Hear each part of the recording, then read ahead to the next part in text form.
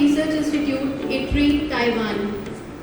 We are delighted to welcome a 30-member delegation from Taiwan this year, led by Dr. G.J. Lee, Director General of SMESA. The delegation includes senior officials from both SMESA and ADDY, as well as representatives from 12 Taiwanese companies from the EV and automotive sector. In today's forum, ladies and gentlemen, we shall explore, engage, and exchange ideas on India-Taiwan collaboration, opportunities in the EV sector with a lineup of distinguished speakers, thought leaders, and change makers who are shaping the future of EV industry. To set the tone of today's discussion, it is my privilege to introduce the esteemed co-chairs of this forum, Ms. Mercy Ipao, Joint Secretary SME, Ministry of MSME, and Dr. J.J. Lee, Director General SMESA, MOEA, Taiwan. Dr. Lee holds a PhD in Marketing from National Taiwan University and brings decades of experience in international trade, diplomacy, and SME development. His leadership spans key roles in India, Australia, the United States, and the WTO, shaping Taiwan's global economic strategy and supporting innovation across borders. Today, Dr. Lee, as leader of Taiwan delegation, joins us to share insights on empowering SMEs and driving sustainable growth in the SME sector. Ms. Mercy Ipao has served the Government of India for around 3 decades across key ministries, including finance, housing and urban affairs, and development of the northeastern region. Her expertise ranges from agriculture and externally aided projects to cargo reviews and policy implementation. A postgraduate from Delhi University, Ms. Ipao now leads the administration and rollout of national schemes that empower small businesses across India. Her passion lies in uplifting women and marginalized entrepreneurs, ensuring they gain the knowledge and tools to build sustainable livelihoods and drive social change. Ladies and gentlemen, please join me in welcoming our co-chairs on the dais.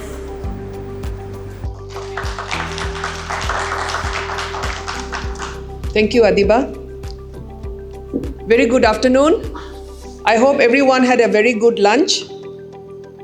And especially to our Taiwanese guest, I hope you like India food. And so far, Delhi must have been treating you well.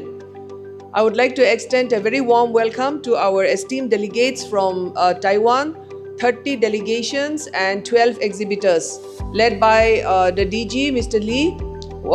I warmly welcome, and I hope that your visit to India and seeing some of the startups and also the technologies that are being exhibited today must have given you a lot of good ideas how to do business with our Indian partners, and also how our forum can help, can be the catalyst and also be the platform whereby both the MSMEs and the industries can benefit from each other. Yesterday, we had a very good working group meeting at the ministry, and we had also reviewed the last 3 meetings that we have already had. This India SME Forum, India-Taiwan SME Forum has been created 3 years back. So today we are celebrating the 4th edition. In the first one, as Adiba has said, it was on health sector. We were in Taiwan. And second time, we invited our Taiwanese group to come, and it was in Mumbai, and it was on food and nutrition sector. Last year, it was also on electronics and automotive sector in Taiwan. So again, another team went.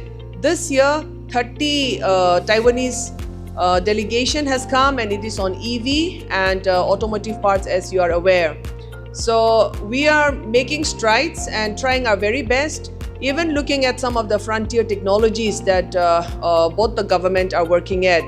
If you look at the first 2022 forum, we focus on electronic manufacturing and healthcare sector, and it has resulted in business agreements and technology collaboration in medical devices, LED components, and collagen-based wound care products partnership between AMTZ, which is in Andhra Pradesh, and also Taiwanese enterprises, which opened the possibility of joint venture manufacturing in India. And we had a review of the last 3 meetings that we have had, and we saw some of the tangible progress that were achieved. So we are very grateful, and we hope that we will carry this forward. Some of the important discussion that we had yesterday, we want to create a export center, a technology mall, where the technologies will be displayed and where we can also help both the country companies to come and do business. So some of the issues that were raised by the Taiwanese side were also noted, and some of the requests from the Indian side were also noted.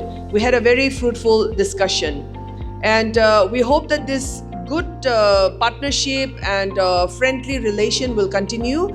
And today also we have invited some of our experts, members, such as Mr. Abhijit Sinha ji, and also Navinta Gautam ji, and Mr. Jason Ho will be there, Anshu Diwan ji, and Mr. Anurag Taneja ji, and Mr. Lewis Cheng and Jason Ho. So we have very good experts lined up for our panel discussion, and hopefully we will get a whole lot of good ideas how to collaborate, how to move ahead. And if there are any issues that you would like to highlight, we will be very happy to take note of those. And I just want to extend a very warm welcome once again from Government of India to our Taiwanese delegation, and I hope that we will continue. So thank you, Dr. Lee, for coming to India with a vibrant delegation team, and we look forward to a very good discussion today. Thank you, and Jai Hind.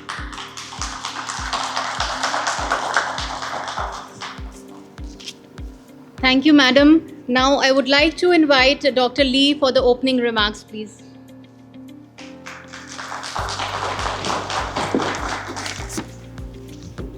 Namaste. Very good afternoon to everyone. It's also my great honor and pleasure to have this opportunity lead the delegation, and also very good business people from Taiwan come to Delhi for this SME working group meeting, and also this SME cooperation forum. So I also like to extend my sincere and also highest appreciation for the warm hospitality and the support by the Ministry of Micro, Small and the Medium Enterprises, and also the support from the National Small Industry Corporation Limited. And also we think India is a very important economic and also industry partner of Taiwan. And why SMEs? Because we strongly believe the small and the medium-sized enterprises play a very important and also vibrant role in the national economic development of both countries. Especially the SME serve a very essential part in the regional and also global supply chains. In Taiwan, we very focused on how to enhance the competitiveness and also productivity of the SME, and also try to make the SMEs can be successfully integrated into the supply chains and also create more values. And what we like to focus is on the tailor-made services with the high value-added products and technologies and the solutions for business, for the market. And we think India is a very good partner for our collaborations, because with all the good advantages of industrial collaborations. So yesterday we have a very fruitful and candid discussion with Joint Secretary Madame Mercy Bao, and also we have also reached good conclusions. We will strengthen the cooperation in the IT, and also how to let the IT and also the AI to make the SME become more successful and competitive. And we think the SME also with the characteristics, with flexibilities and also resilience. So how can we further shape the SMEs collaboration between India and Taiwan into more robust and also solid collaborations can create more resilience and also more speed for the market development, which is also very important. So we're looking forward to this year. We have carefully selected business people from the autotronics and also from the in-vehicle infotainment services with a driver assistance, a module support system, and also with charging and also charging facilities technologies. We think this is a right time and also right place. We partner with Indian SMEs, we partner with Indian partners, and also to create more possible solutions. Together, we compete globally. Together, we can create lots of success. So once again, I would like to thank you for your warm hospitality and also looking forward to a very fruitful and candid discussion this afternoon. Thank you. Taneba.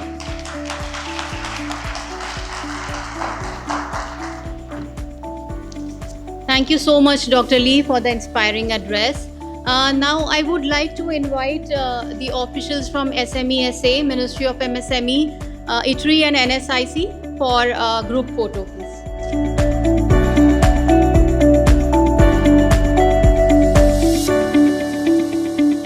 Now, for the keynote address, it is my distinct honor to welcome our first keynote speaker for today, Dr. Subhranshu Shekhar Acharya, Chairman and Managing Director, NSIC, a visionary leader whose work has shaped industries, inspired innovation, and driven meaningful change. With over 3 decades of experience in MSME financing and development, Dr. Acharya has held pivotal roles including Chief General Manager at SIDBI and has contributed to areas like credit, innovation financing, and entrepreneurship development and mentoring. A PhD in management with multiple postgraduate degrees and a Chevening Fellow, Dr. Acharya has represented India's SME growth story on global platforms, including the World Bank and the International Labour Organization. He is also a published author and a sought-after speaker at leading institutions across India. Please join me in welcoming Dr. Acharya to deliver the keynote address. Dr. G.J. Lee, Director General, Small and Medium Enterprises and Startup Administration, Ministry of Economic Affairs, Taiwan. Mrs. Mercia Pao, Joint Secretary, SME, Ministry of MSME. Dr. Liu Chen, General Director, ITRI, Taiwan. Ms. Estella Chen, Executive Director, Taiwan Economic and Cultural Center, New Delhi. Officials from SME and Startup Administration, ITRI, Ministry of MSME, NSIC, industry experts, industry leaders, and the entire members of the delegation from Taiwan and the exhibitors from Taiwan, ladies and gentlemen. A very good afternoon to all of you, to our distinguished guests and each one of you. It's my privilege to welcome you today to this 4th India-Taiwan SME Cooperation Forum. This forum is an important milestone in our growing partnership with Taiwan, and I'm delighted to see such strong participation from both sides. I'm particularly delighted to welcome the Taiwan delegation to India. The delegation, comprising officials of SMESA, ITRI, and the 12 Taiwanese enterprises, reflects the strong and growing commitment between our two countries to foster innovation and industrial partnerships. To maximize outcome, NSIC has arranged B2B meetings, industry visits, and visit to the 5th EV India Expo that we all together visited today, enabling enterprises from both sides to identify synergies in this emerging electric vehicle industry, automotive components industry, and advanced manufacturing. We are hopeful that these interactions will lead to meaningful collaborations and long-term bilateral opportunities. Over the past years, NSIC has been consistently working to create opportunities for MSMEs, both within India and globally. Our focus has been on three pillars: facilitating credit, raw material support to the MSMEs, creating market linkages, and providing access to technology and skilling to MSMEs. Through these services, we strive to make Indian MSMEs globally competitive and part of the global value chain. A very important part of this effort has been our technical service centers and incubation centers, which provide testing, training, and quality certification support. These centers have been actively engaged and are aligned with emerging industry needs, particularly in electronics, automotive, and green technologies. NSIC's technical service centers across India are providing advanced training programs to strengthen the capabilities of Indian MSMEs in areas such as EV, automotive components, digital manufacturing, and Industry 4.0 solutions. Through the cutting-edge training, prototyping facilities, and skill upgradation programs, NSIC is empowering entrepreneurs and workforce to adopt emerging technologies and remain competitive in global value chains. I would like to highlight that NSIC has recently taken specific initiatives in automotive and electric vehicle sectors.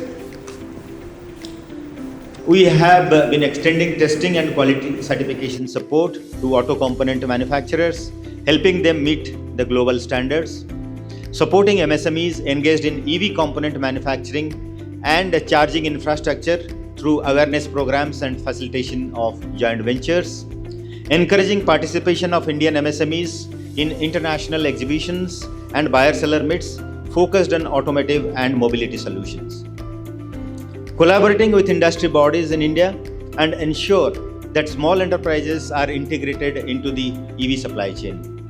Recently, we have signed one memorandum of understanding with Automotive Skill Development Council to boost capacity building training programs in the automotive sector. Very recently, CEO of a leading electric vehicle manufacturer in Vietnam, visited NSIC to explore scope of collaboration in the electric mobility sector. We see this sector as a natural area of cooperation between India and Taiwan. Indian EV sector is expanding very, very rapidly. If we can quote some statistics, in 25 EV sales reached about 1.97 million units, a growth of about 17% over previous year. Overall, EV penetration in India has now reached 7.8% of the total auto sales, with three-wheelers achieving an impressive 57.3% penetration. Cumulatively, India has crossed more than 6 million EVs by 2025, with annual sales surpassing 2 million units for the first time. This clearly shows that India is moving steadily towards sustainable mobility. And this is exactly where Taiwan's strengths in electronics and precision components manufacturing, combined with India's growing EV market and manufacturing base, can create a very powerful partnership and synergy.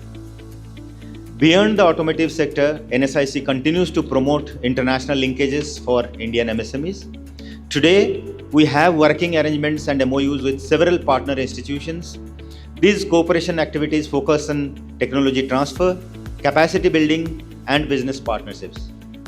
Our engagements with Taiwan in particular has been steadily growing over the last 3 to 4 years, and this forum is a reflection of that commitment.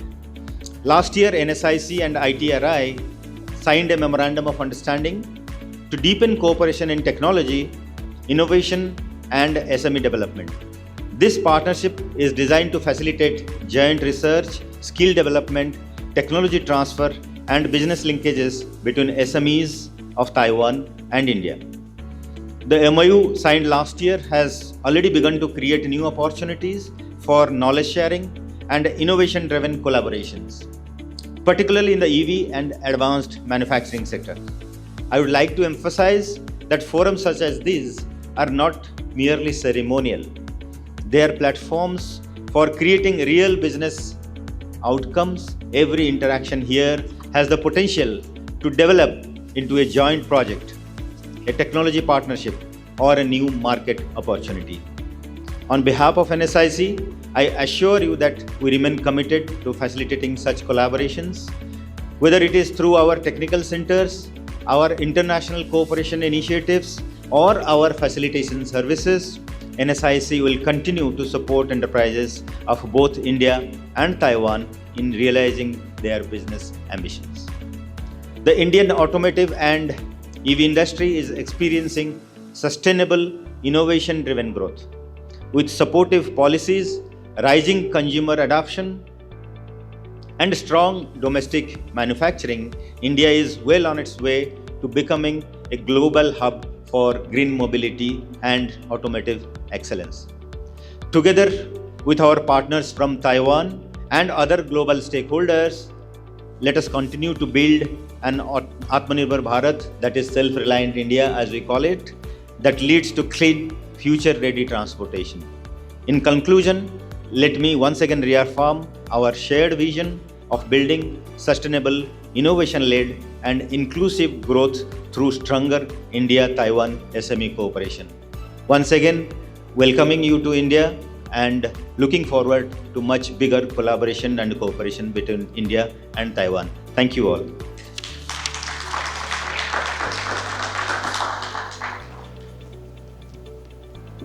Thank you so much, sir, for the insightful address. Ladies and gentlemen, it is my privilege to introduce our next keynote speaker, Dr. Liu Chen, General Director of ADDY Commercialization and Industry Service Center, where he leads initiatives in industrial policy, emerging technologies, and global startup ecosystems. Dr. Chen has held key leadership roles across Taiwan's innovation landscape, including at Taiwan Tech Arena, the Asia Silicon Valley Development Agency, and the Geothermal Power Service Window, driving projects for the National Science and Technology Council, Ministry of Economic Affairs, and National Development Council. He is a principal force behind major national efforts in satellite technology, net zero emission, circular economy, and intelligent manufacturing. His contributions have earned him numerous accolades, including the Outstanding Manager Award, Research and Innovation Award, and recognition as a Fellow of the Chinese Society for Management of Technology. Please join me in warmly welcoming Dr. Chen for the keynote presentation.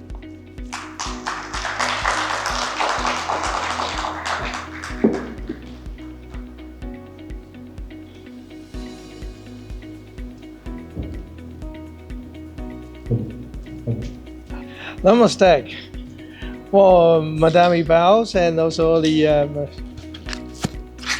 sorry. Thank you. Madame Ibao and the Chief Managing Directors, Charles Yao, sorry, and then the my distinguished guest and also our Taiwan delegations, my pals. Well, the first I got to present my sincerely appreciations that you did for us for our delegation these days. It's really very wonderful, and we have a lot of the opportunity create and cooperation create these days. Then, secondly, I would like to say that some of the information that already probably mentioned by our chief managing directors, and then I just to present what we have of Taiwan and India's cooperation in the what I saw recently, and then we got to think about how can we extend all of the cooperations later in the world. The segments that I choose to present actually is the most important two. One is, of course, related to the digital transformations, is ICT related. Then you will know the common growth rate right now currently for the global ICT is 5.7. It is very significant right now. And even the second topic is the zero is a green transformations. All of that even more significant is 12% of the common growth rates worldwide. Now we got to see the second page, please. We're going to see how is the India right now. What I saw is that in India, we can see the fundamental of the ICT actually is the semiconductor. So the India is also still very request that the semiconductor powers is from the 26 billion toward to 64 2.5 growth until the 2030s. And even right now, currently, you will see ICT and also cloud and smart manufacturing, smart services, also the 69.2 billion till the 166 billion is great. The compound growth rate is 13.4 in India. So you got to see that India actually is a very quick and emerging growth up market at here. And I know that the compound in average is every year compound growth rate of the GDP is more than 7%, right? And also even what I saw is that in average of the population is under 13 years old. So it means that a lot of the potentials grows up in this market and here. And then for the EV car, I know the target of the India in the 2045s will be the RE100's net zero countries. It is very ambitious on this.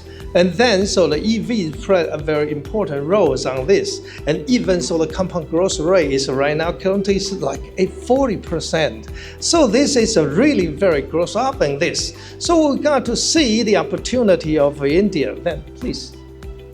And right now you will see, I think, I would like to say that Taiwan, and you maybe know that the 6% of the semiconductor market share of Taiwan is globally supplied by Taiwan. And then the 90% of advanced manufacturing of the semiconductor actually is 90% as the supply chain of Taiwan. Now even the ICT, it is the one of the globally the number one of the ICT product market share. 90% of the AI servers right now is the Jason Huang, right? They born at the Taiwan. So all of the supply chain actually is most of the supply chain actually is also at Taiwan. But the most important thing I would like to enhance at here is that, for example, like global EV that right now will be exceed like 20 billions. 50% of the cost of the EV actually contribute by the key modules MCU, VCU, PCU, MBS, and model the ADAS as well. So these are all of everything, the key components that is something could cooperate with Taiwan. We are very good at this field. So this is something they will see that is very important for us. Please.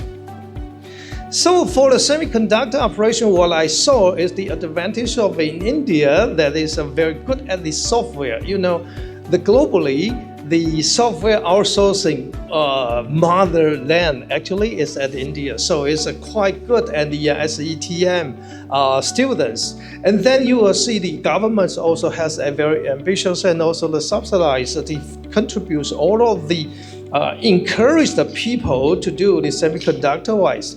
And then what we know at here, these are all of the everything that Tata Electronic also has a cooperation with PSMC right now.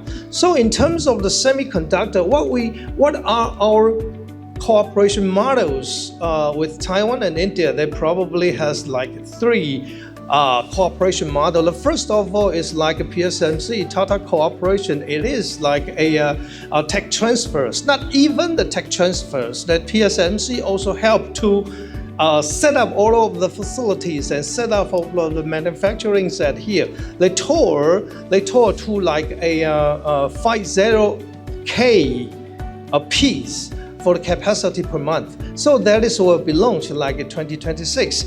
So this is the first one is the tech transfer, and that tech transfer also include the people training and people educate that right now.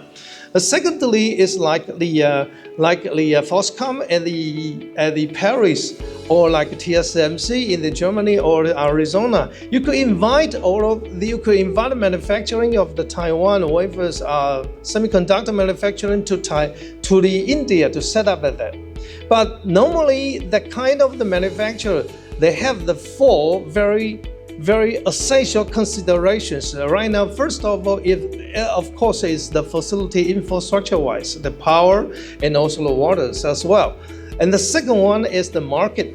So it's, for example, like the Foxconn, they have a very big announcement as regard to set up a testing and packing manufacturers at the Paris. They will get guaranteed. They will as the ST Micro. They were the Bosch or the other side. They were from the TSMC. European manufacturer, they got to have a chain together. So it got to guarantee the market. The third one is the people and the talents. As a talent is quite important for them. And the fourth one is the government support. So these are four very essential consideration of a manufacturing who got to set it up to the foreign countries, the location base.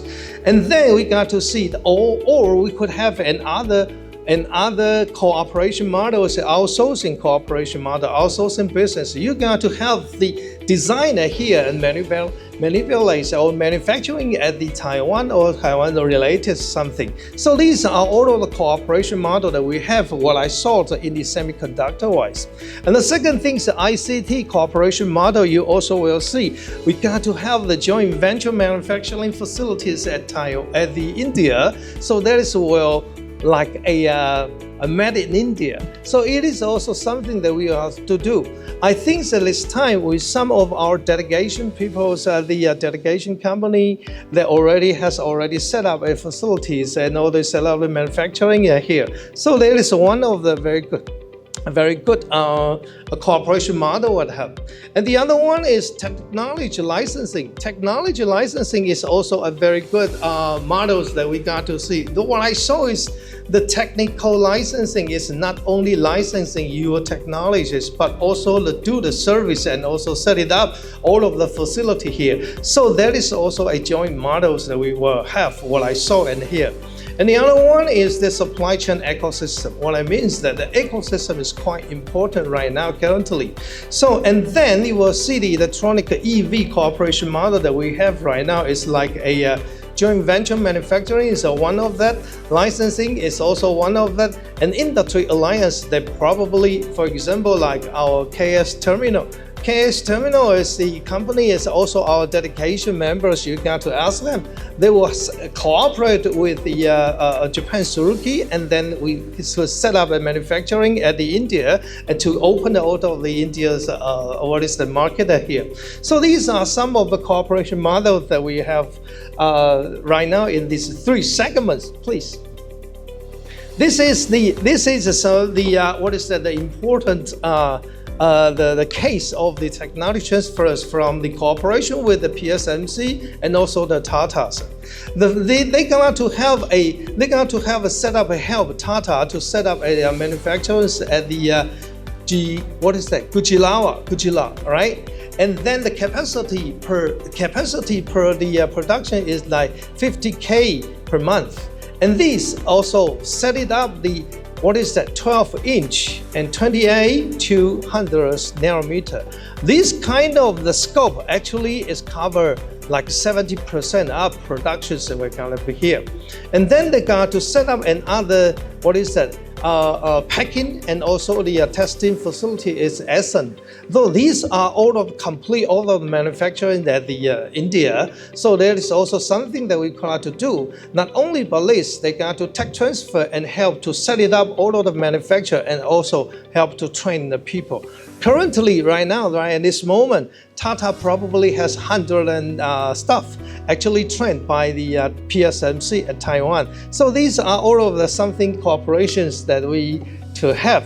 The other cooperation model is the Foxconn. Foxconn, we have the subsidiary we call the FIH and cooperate with others. Foxconn, they have the key components like in the dashboard assembly and peripheral control bus, control unit, and also our driving control modules and PCM, BMS. They got to help the authors to manipulate or to make all of the components at India and help them to integrate them together with the authors. So author is also a very important partner for Foxconn, they're going to cooperate with them together.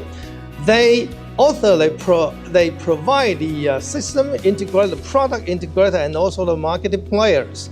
And the Foxconn will just help to have the key component. Since they have a very good cooperation, they're going to go to the global market together. So the Foxconn actually through the authors to get into the Indian market, and the author could also help also through the Foxconn to go to the global market as well. So this is also one of the very important case. The other one is co-booting the expansion of the EV infrastructures. That is the case for Delta. Delta actually provides the key components and also help the Indian partners to make all of the key components at India. And there as a SI partner, solution and deploy the partners, we call it Thunder Plus Solutions. And they deploy all of the product from Delta at India also. But the Tata Motors, they try to recruit the locations of the chargers. So they got to have a plan together and co-working together. It seems that you see, they are forming an ecosystem, they're doing the business together. That is also something that we got encouraged on. Please. Then that is our KS terminal case. Our KS terminal is at here. So if we have any question that you got to ask them. They are very good at the terminals and connectors and also the chargers gun. So they got to set up and provide this kind of the key components to the Suzuki Motor Indias, and that they are cooperating with the Suzuki Motors at Japan. So these has the triple ecosystem they're fusing together, so Taiwan and Japan and also India. There is also a very good business ecosystem here. So you will see not only in the business side, but also in the talent side, we also have a good cooperation. The first of all, right now currently Taiwan has many university they are keen to recruit the India students. They got to study at the Taiwan and also work for Taiwan and enterprise for a while, and then come back to India. They will got to have a good cooperations. Cheng Kung University, you may know, so the delegation from Taiwan, they all know they are very good at engineering. We also cooperate and we exchange the professor and also exchange the student with the India, the CII. So the CII is also very good at that. So these are the educational academic programs that we are co-working with that.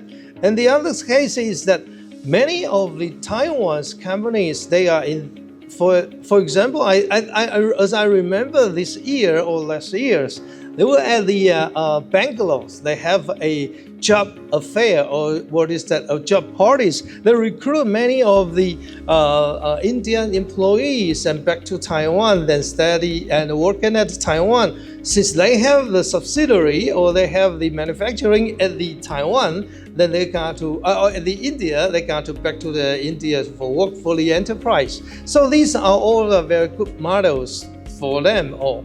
And the third one is one by one. If PSMC and Tata case is like this one, the PSMC help to recruit the teams and then recruit and retrain the people or the staff at the Taiwan and then back to the Indian Tatas for working. These are all of the something that we will show the cooperation model in the talent side. So what we will see that here, we have 4 pillars. For example, like in this, there was a big room, a palace, right? So we have 4 pillars to help the cooperation with India. One is empower. The direction is empower of the made in India, the facilities. So we're going to set it up. The second one is the accelerating the ecosystem fusing. The ecosystem at Taiwan and our ecosystem at the India. This kind of the thing we got to think about it. We consider India as our ecosystem, and India considers Taiwan as your ecosystem. Then we got to think how can we share the resources. That is the second thing. The third thing is driving the core innovations of all. We got to have a short briefing of E3. E3 actually we have a lot of the R&D institute under the management of our MOEA. MOEA, like as they have like 14 R&D institutes at here. And these all of ITRI is one of that. ITRI actually is the largest institutes on this. And ITRI has 4 models for tech transfer. That's one. The second one is the industry service for the application develop. That's the second one. The third one actually is the spin-off. So you could invest the E3 spin-off as well.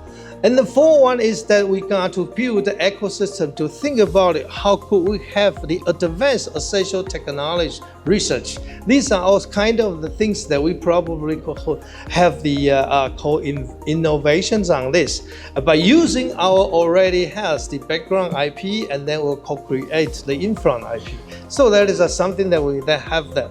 As long as we have a very good cost-effective, innovation-effective products, that we probably could see how could we go global market to the US, to the Europe, also to the everywhere that we have that.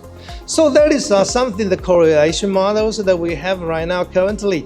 So probably I think that more and more innovation will coming out, and especially in business sides, that we got to see how could we have the cooperation discussions in these days.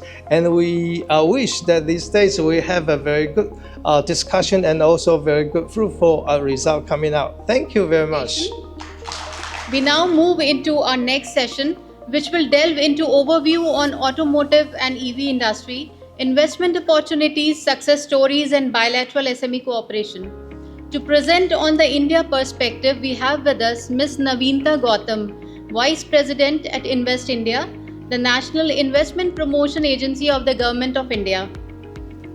Ms. Naveenta leads the strategic initiatives across the Asia region, including Japan, Korea, Taiwan, and ASEAN.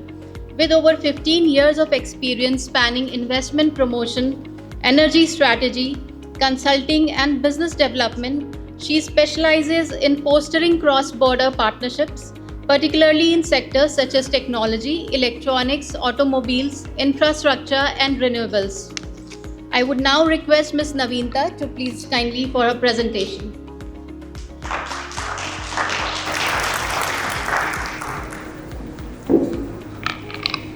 Thank you for inviting me today.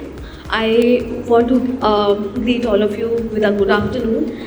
And I want to thank our distinguished guests, and also a warm welcome to the Taiwanese delegation.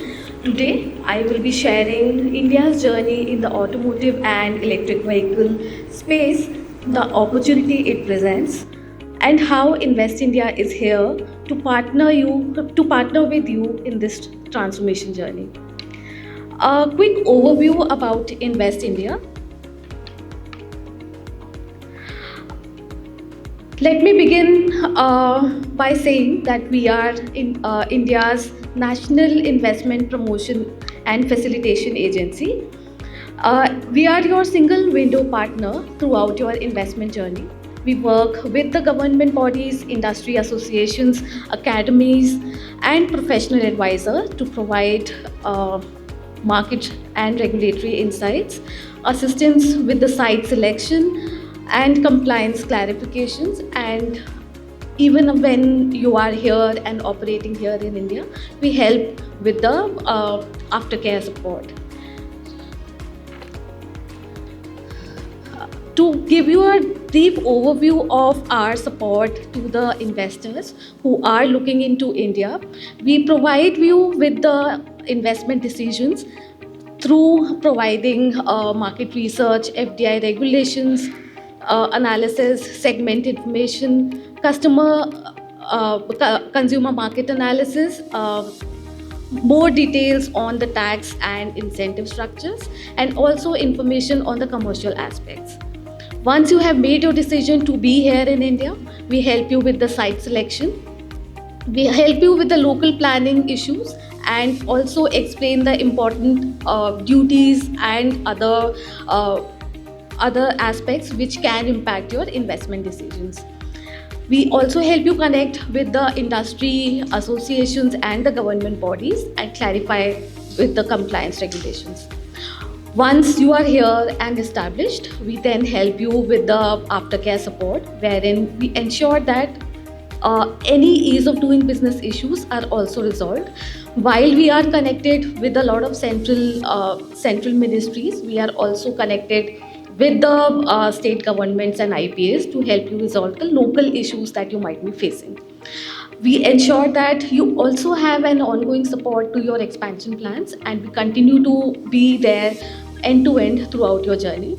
I would also like to add here that any and all the support that we provide is on a very pro bono basis, and we do not charge for any of our services. Next slide, please. Talking about the 3 decades of India-Taiwan relationships, India and Taiwan have structured engagements for over 30 years now. Since the establishment of India-Taipei Association and TECC, we have steadily deepened our ties. The key milestones include the Double Taxation Avoidance Agreement and Customs Cooperation Agreement in 2011, the MOU on SME signed in 2015, Taiwan's new southbound policy aligning with India's growth story, and more recently, India-Taiwan CEO Roundtable and our semiconductor mission, combining the synergies together. We also have an established desk here at Invest India through the MOU between the 2 government bodies, wherein we have Taiwan Plus desk established. This MOU also got renewed this year for the next 5 years. Next slide, please. Talking about the interest of Taiwanese investors in India, Taiwan became the 24th largest source of FDI towards India, and our collaboration continues to expand. The equity inflow trend has seen a very sharp increase, and then a very steady inflow with around 1.3 billion of investments in the last financial year. The top 5 sectors receiving FDI from Taiwan is rubber goods with around 34%, electronics with around 28%, chemicals sector, computer softwares and hardware, and electrical equipments are amongst the other 3 important sectors for us. Next slide, please. Now I'll talk about why India and why India should be your partner to be here and manufacture within India. Our PM had announced Amrit Kal Vision 2047. Amrit Kal essentially means the golden period, which is targeting India to become a 35 trillion economy. As we look ahead, India is on a transformative journey. By 2047, we expect a growth of around 7.6% over the next 25 years, with a 9-fold increase to the per capita income reaching to about USD 20,000. With the world-class infrastructure facilities in progress, we also have the youngest and the most skilled working population here in India that can support the manufacturing that we expect from Taiwan to come here. Today, India is already at a 4 trillion economy, the 2nd largest workforce globally, and an increasingly important player in the global exports. By 2030, we expect India to reach the 7 trillion economy, and by 2047, 35 trillion economy. This is why right now is the moment for the strategic investments, and especially in the sectors that are driving future growth, such as electric mobility. Next slide, please. I'll quickly talk about India's automotive landscape. India is 3rd largest automobile market in the world, contributing around 7% to the GDP. Next slide, please. We are the 2nd largest manufacturer of the 2-wheelers, the largest manufacturers of the 3-wheelers, and the 4th largest producer of passenger vehicles. We are also amongst the leading ones in the commercial vehicle space. The EV market alone is growing today at a staggering 49% CAGR. between 2021 to 2030. And there are already more than 5 million EVs on the Indian roads. This is an industry with scale, momentum, and massive headroom for the growth. Next slide, please. There are several industrial clusters established across the country. It touches upon the western side of the country, south side, and also the northern side. There are auto OEM clusters established in Gujarat, Madhya Pradesh, Maharashtra, Karnataka, uh, which is towards the west side of the India. Then towards the north we have Haryana, Rajasthan, Uttar Pradesh. And towards the south, we have Andhra Pradesh and Tamil Nadu, which are the established industrial clusters for the auto EMs. The major OEMs that are operating here are Honda, Tata Motors, JSW, MG Motors, Bajaj Auto, Daimler. There are also BMW, Hyundai, Kia, and towards the north side we have Hero MotoCorp, Maruti Suzuki establishing their manufacturing facilities there. Next slide, please. Within the auto component, there is a slightly different trend wherein Rajasthan and UP, which are in the north, and Punjab and Haryana, which are again in the north, are the emerging clusters.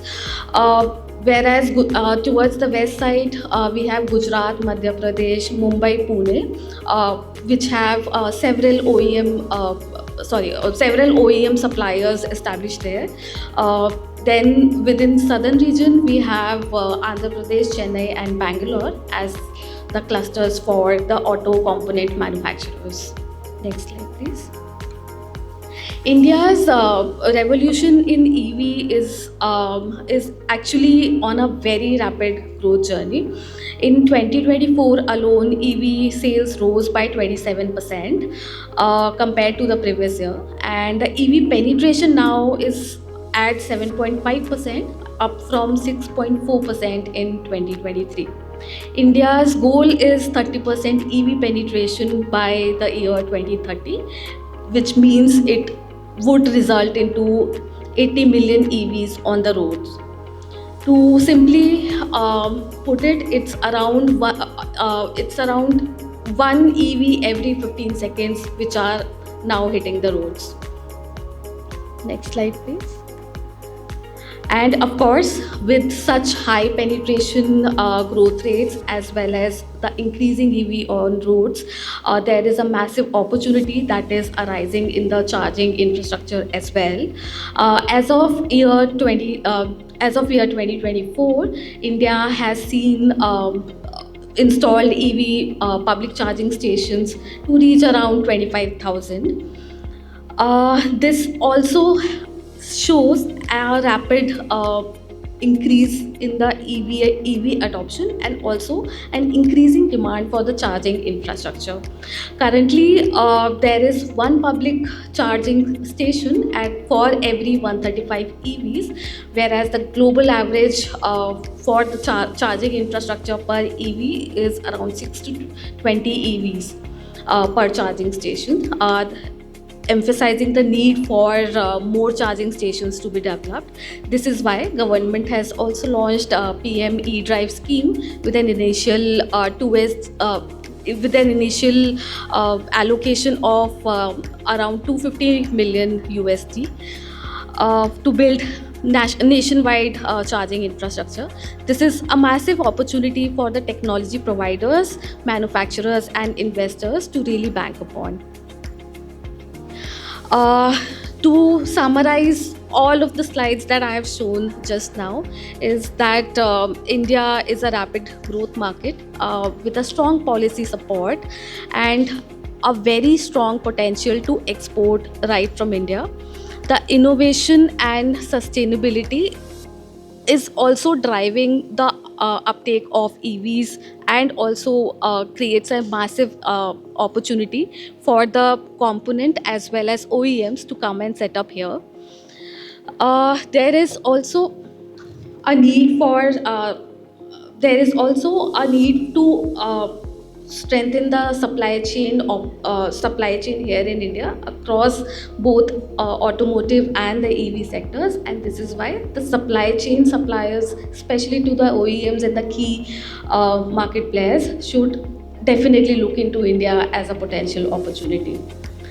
I would also like to talk about one of the key case studies wherein we had been supporting one of the OEM supplier within the automotive sector from Japan. That supplier had been established in India since 2013. While they had one facility in Haryana already, we were also supporting them to expand further. It is one of the sorry. It is this.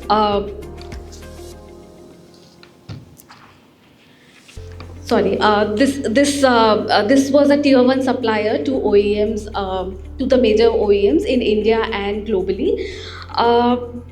The supplier was expanding their manufacturing location to North India, and within that, the expected investment amount was around 60 million USD dollars, with an opportunity to create 2,000 new jobs. From early engagement in 2024 to incentive finalization and later on towards the project execution, Invest India supported the company throughout the process, and this is how we turned the investment interest into the operational success.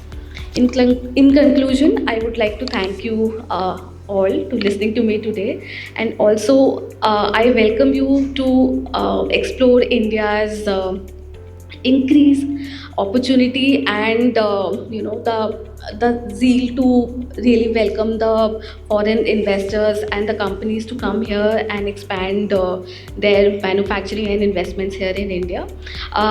While India is entering this new era of sustainable growth and electric vehicle industry, this will be the core of the next gen technology as well as the industry to develop. With this, I thank you, and as Invest India, we stand ready to be your trusted partner from first inquiry to post-investment expansions. Thank you, and I look forward to engaging for your questions. Good afternoon, everyone. It's a great pleasure to be here to share who we are. When we come to collaboration between India and Taiwan, TCCIN, the Taiwan Chamber of Commerce in India, plays an important role and is also a good vehicle to promote investment opportunities, particularly for EV and SME collaboration. So TCCIN was established, inaugurated last year in April. The founding members including the Delhi Chamber of Commerce, Chennai Chamber of Commerce, and Bangalore Chamber of Commerce. And our mission is to strengthen networking, mutual support, cooperation, and knowledge exchange amongst Taiwanese entrepreneurs in India. And we are safeguarding business development and of our members and their right and promote bilateral economic trade and culture exchange, as well as cooperation between Taiwan and India. So today we have been growing to most footprints, including Greater Mumbai, which actually include Mumbai, Pune, Nasik, as well as Gujarat cities. So in Delhi, we have companies like China Airlines, China Trust. We have company like TISIS. When you mention about China as their name, please don't confuse. We are not Chinese company. Because of the historical issue, all these company they reuse this name. So we are Taiwanese companies, and we have also Chamber of Commerce in Mumbai, where we have company like ASUS, gigabyte, and shipping line companies like Evergreen, like One High Lines, which provide the transportation services for cargoes. And we have also jumbo commerce in Bangalore, where we have so many high-tech companies investing in this area, including MediaTek, Toyota. We have company in Chennai, which are aiming for manufacturing, like shoes manufacturing company like Baochen. A lot of them, where we built a huge cluster of shoe manufacturing, as well as vehicle manufacturing. And recently, we also built our jumbo commerce in Hyderabad, where we have biotech companies and construction companies. So within our organization, we cover a huge portfolio of industries, including automotive components, ICT, semiconductors,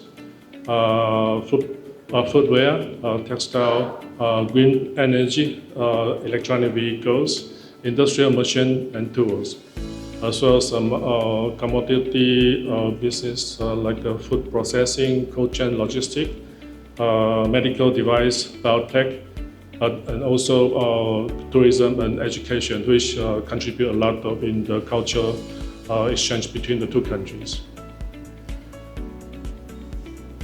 So the key service of the Taiwan Chamber of Commerce in India include the supporting to our members in market development and business matching.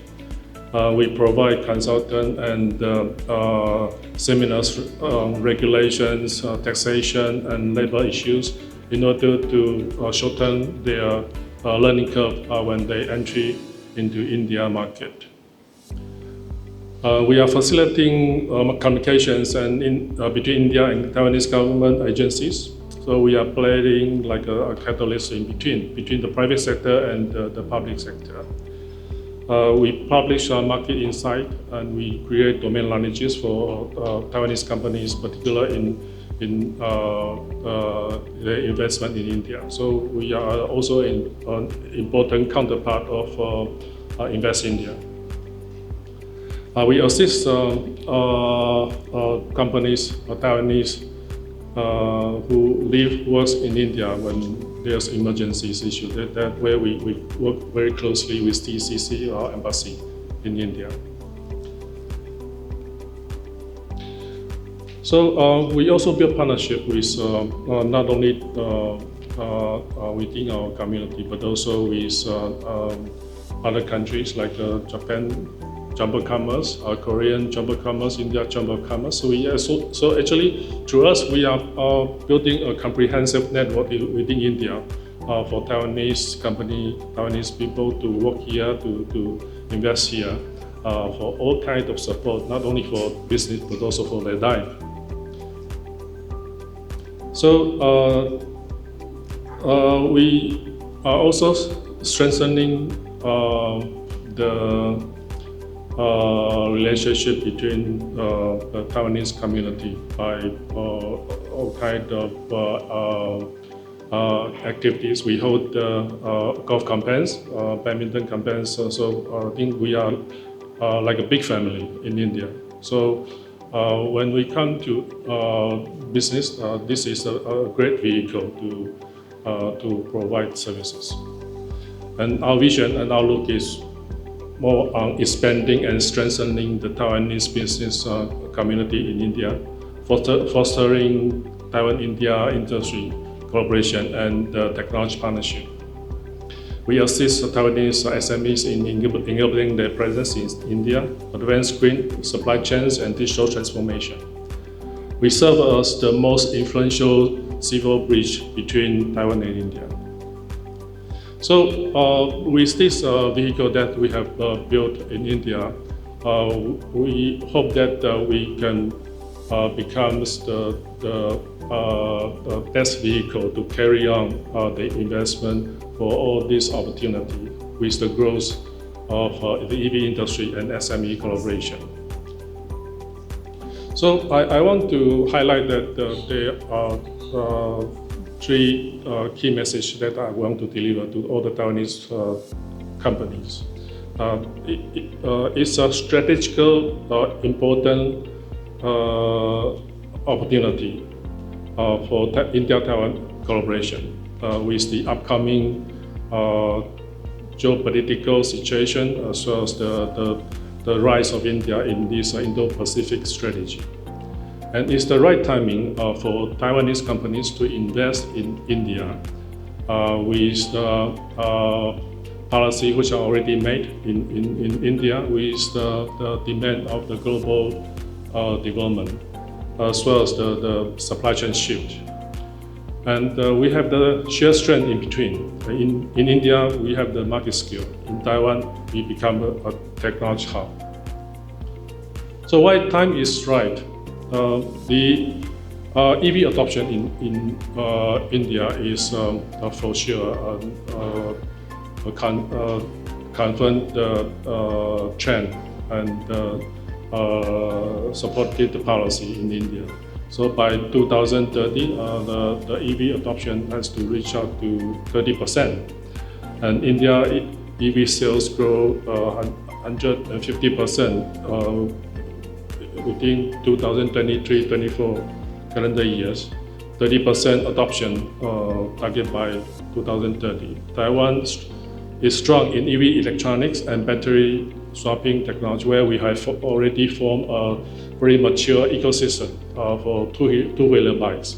That can be a very good the technology and solution to grow also in India. And the green energy push in India, we have all these target in 2030, 50% renewable power by 2030, and we need to reduce the oil dependency. And Taiwan expertise is also in power electricity and smart grid, which is also a good technology source for India. And this supply chain shift after COVID is also a good opportunity for Taiwanese companies to build their business in the country. And I think this China Plus One is extremely important for India, because in India the security industry is has to be built. So what we need from India is that trusted and reliable supply chain for Taiwan. So with the leadership of Taiwanese semiconductor industry, we have a very good position in this collaboration with India. And with the demand globally, I think we see the trend. We see this supply chain realignment. Previously, China was importing a lot of technologies, product, electronics from China. Now, I think this zero China policy is also important for the country, where we should build a trusted and reliable supply chain from Taiwan as well. And look at India's automotive and EV landscape. India is the fourth largest automotive market globally. And we have the policy for the adoption. We have the government scheme for FEM 2 after FEM 1. We have the PLI for battery and auto component production here, led by Bank in India policy. And we see also a rapid growth of the demand from two-wheeler and three-wheeler EVs. And there are challenges in building up the charging infrastructure and the reduction of cost battery, and also the localization of the technology and manufacturing, where we see huge opportunities. And from Taiwan, we have the strengths in the global leadership in semiconductor and sensors, hardware. I think that's where you guys are bringing today. And we have a strong EV supply chain, electronic, AI, telematic. In terms of semiconductor, for example, for a 6-nanometer chip with AI, the investment cost, the initial investment is like $50 million. So very few companies are capable to do this kind of investment. So Taiwanese companies like MediaTek, like AGs, or this, they are doing the same. Okay, and they are providing a business model which is diversified, which is different from before, where they are providing ASIC design service. That means India, together with Taiwan, you can build your own chip on your own. It's like made in India, but leverage the technology from Taiwan. And Taiwan has the resources and capable technology and scalability for production for India. And Taiwan also have deep IoT, smart mobility ecosystem that has been built, mature technology solutions that can be delivered to India. And in terms of bilateral SME cooperation opportunities, what we see from India, what we need is EV batteries, ADAS system, telematic, fleet management. I think we see in the past few days, we met all these OEMs partners in India. We see all these opportunities, and they give a very specific requirement on their demand. And we also need the IoT for manufacturing and mobility. And what Taiwan offers, we offer component, we offer chips design, we offer AI modules, we offer IoT solutions. And the collaboration model can be joint venture. Okay, we try our best to work out with a model that a Taiwanese company, they can quickly identify a good partner to collaborate with for joint venture. And also we can do technology transfer under this Make in India policy, where both parties enjoy their benefit. And we can also build a supplier partnership starting from trading and the relationship for the supply. And we are also working on the startup incubation and pilots. So in terms of SME, the resilience of Taiwanese companies, Taiwanese SMEs, are very strong, and they are flexible, which is different from Japanese company and foreign company. So we have so many of them. So in India, we are providing all kinds of platform for SMEs from Taiwan to showcase their products, to showcase their technologies, and at the same time identify their customer and market. And there are some case studies, example that I want to share today, which represent some successful example of Taiwan-India cooperation in terms of innovation. So like TISYS India, we have built infrastructure for seamless connectivity. Okay, so India is a huge country. Okay, and we have 4 network operators, but none of them have full coverage. So with the mobility of vehicles when they are moving, we need to provide seamless connectivity. So instead, we built up a platform for connectivity. We are complying with AIS 140, Automotive India Standard, which provides the vehicle when they are moving, their connectivity is ensured. So this is important infrastructure for the future EV ecosystem to grow. And the other innovation is a company, Omnicar, which provide spending management for vehicles. So this is actually even more advanced than Taiwanese companies, where the trucks, commercial cars, the driver, they don't need to spend cash. So all the spend of this the vehicle is managed by the platform. So the fleet owners, the OEM owners, they have a very good business model. They can reduce their cost of cash management. They can analyze all the financial control. And the OEMs in India they're also growing very fast, like Tata Motor. Now they are the #1 OEM in India, and globally they are already #3. Recently they have acquired Iveco in Europe. So not only for domestic market, they are expanding to global market, like Europe, Latin America. So their requirement is not India only today. They are also asking for requirement for the global need, like for Europe, for America, South America, Africa.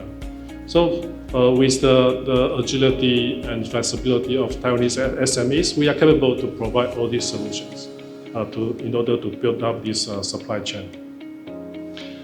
And way forward, we do want to build this tie-up between India and Taiwan, where India provides the market scale, Taiwan provides the technology hub. It's a win-win cooperation. And we want to build up SME matchmaking platform and innovation clusters so that all Taiwanese SMEs can play a significant role in this supply chain and cooperation with Indian companies.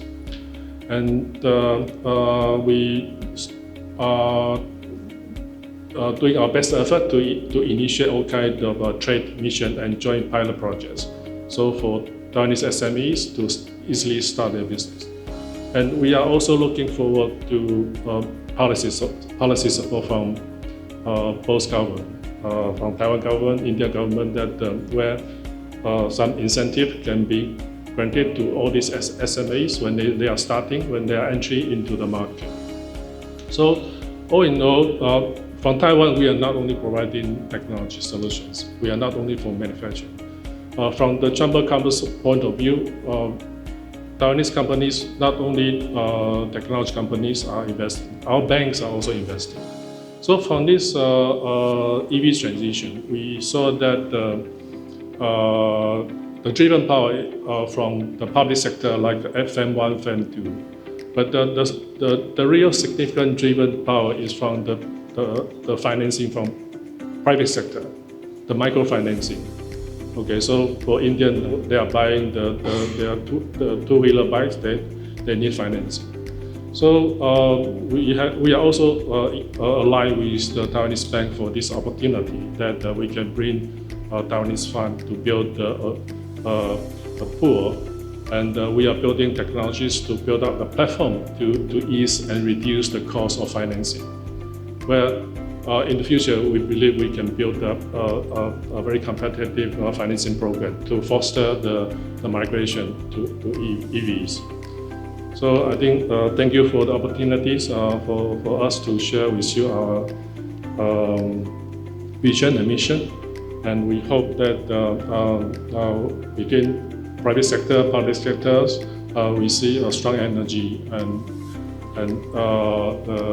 agility that are already growing. And I do believe the synergy can be created. Thank you very much.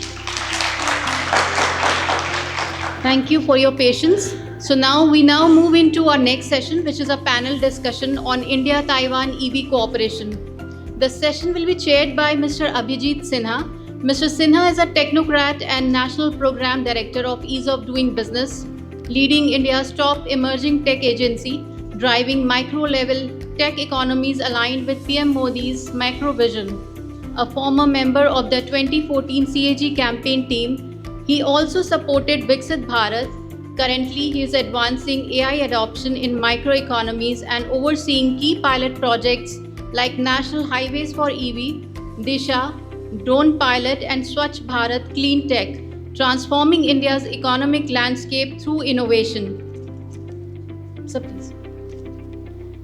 Joining him are our esteemed panelist, Dr. Liu Chen, General Director, ITRI, Mr. Jason Ho, the founder and chairman of TISYS Group and chairman of the TCCIN, Mr. Anshu Diwan, founder and CEO of IX Energy Private Limited, a clean tech startup pioneering retrofit solutions for commercial vehicles.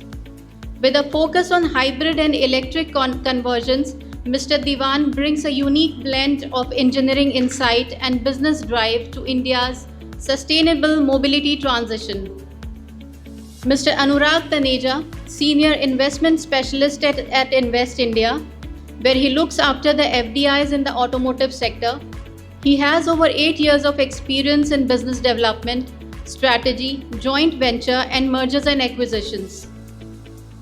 Moderating this session is Mr. Anupam Tiwari, Manager International Cooperation NSIC. So let's welcome the panel with a warm round of applause.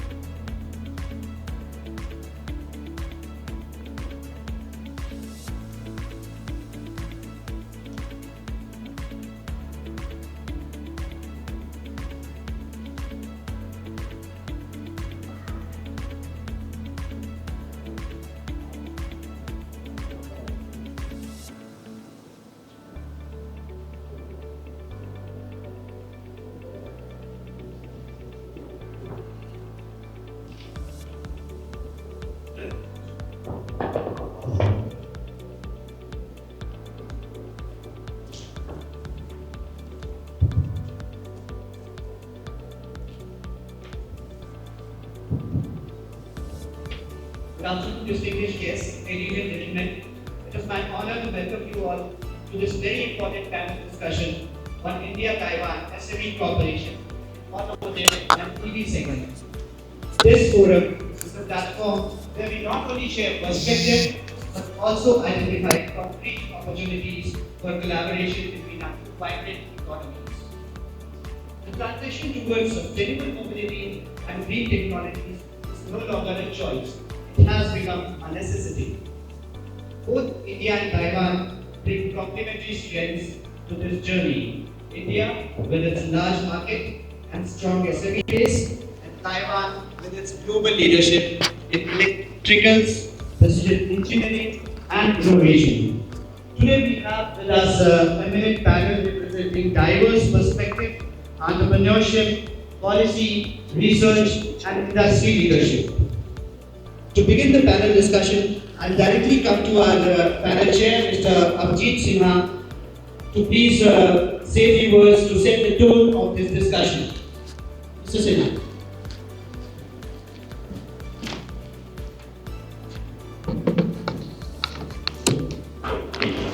Good afternoon, ladies and gentlemen. Welcome to our delegation to each one of you who has came from Taiwan. Very enlightening presentation before me in the keynote address. It gives us a lot of confidence and provision that how the relationship can grow beyond this point where we have reached today. Due to certain commitments, I would have to leave to New Delhi. So I requested my kind moderator to give me an opportunity to speak few words before. And I would also request NIC to summarize the conversation which all of you are going to do today, because I met a couple of you during the prep round, and a very important and insightful conversation that all of you are going to hold. I did not want it to miss to it, but look forward to have the conversation reaching to my office in some or the other way. Only two aspects which I wish to add, because majority of conversation has, from the national perspective of facilitating in company or country, has already been very well outlined and covered by Invest India. That the ease of doing business that you expect or you are needing is already on the doorstep. What else you can wish for is something which I wish to speak.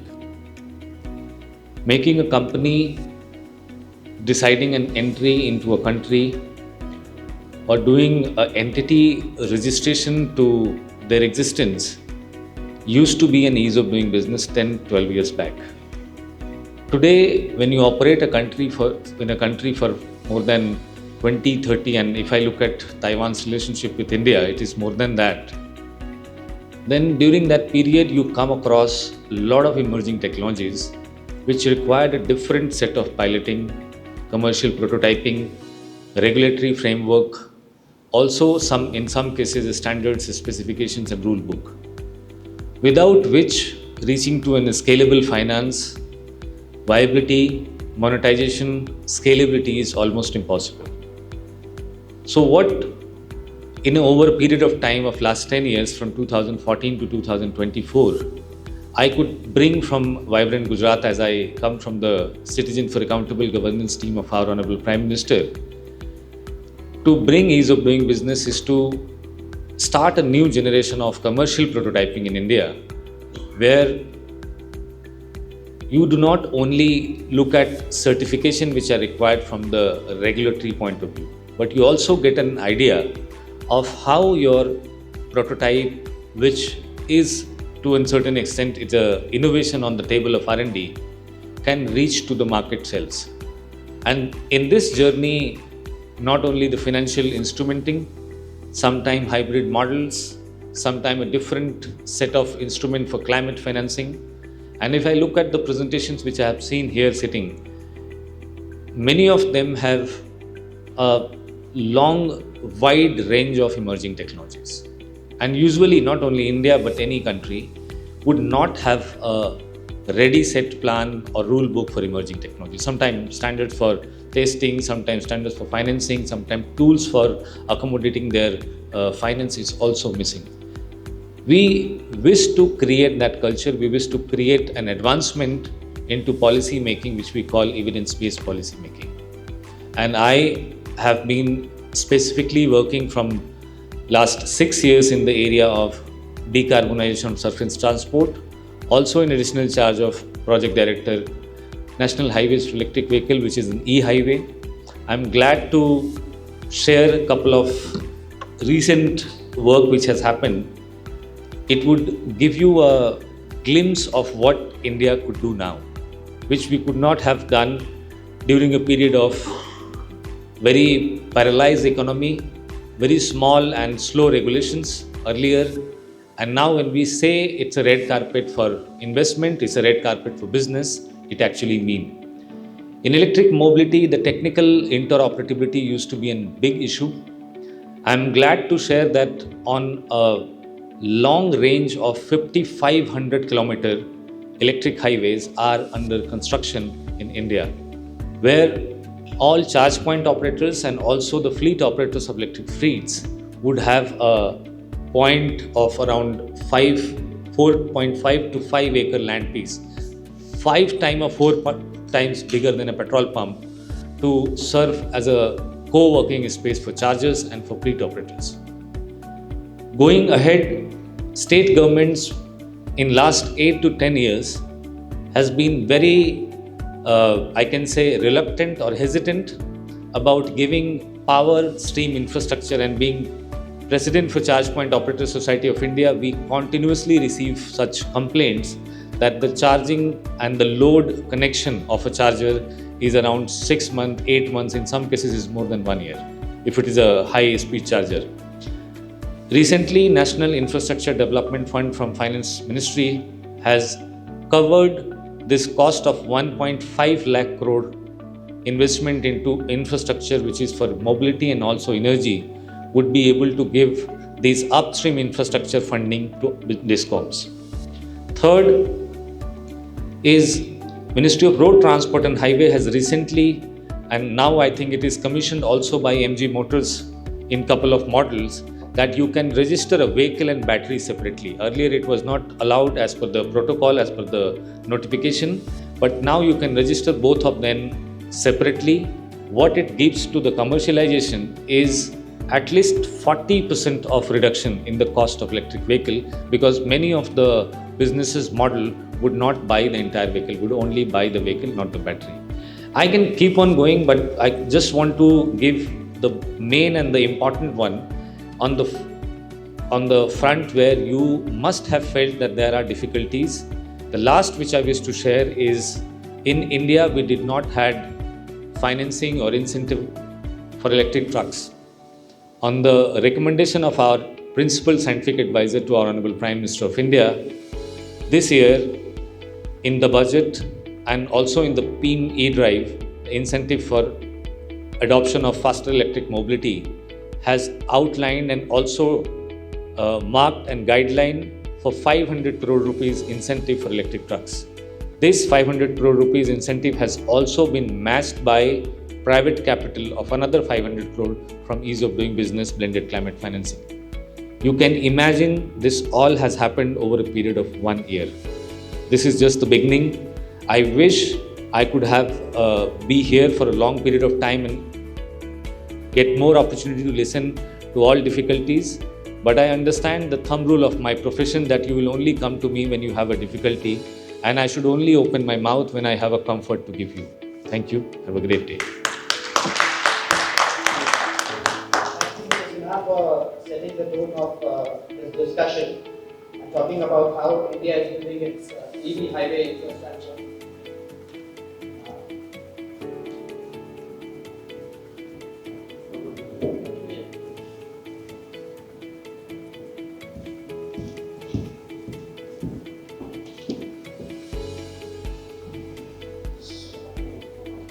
So with that, I'll continue the panel discussion, and I'll be directly coming to you, Mr. Anshu Diwan, founder and CEO of 1X Energy.